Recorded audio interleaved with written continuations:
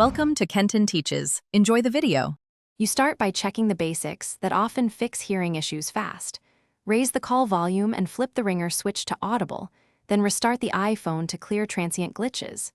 Next, open voice memos or music and play audio so you can hear if the earpiece works. Once done, swipe down to open Control Center and turn off Bluetooth to prevent audio routing to a headset. Make sure Do Not Disturb is off and then place a test call immediately.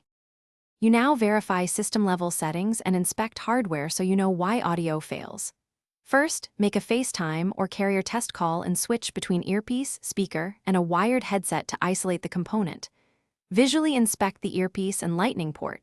If dusty, gently brush them out. Don't insert metal.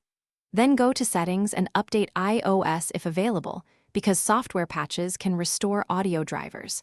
If problems continue, reset networks. You finish with deeper recovery steps when simpler fixes fail. Back up your iPhone and perform a full restore from iCloud or via Finder or iTunes to eliminate persistent software faults.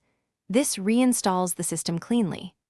If audio still fails after a restore, run Apple Diagnostics or book an appointment with Apple support. Faulty earpiece modules or connectors may need repair. One key troubleshooting tip: keep a short log of tests you ran and results so technicians can reproduce the issue quickly and avoid repeated steps.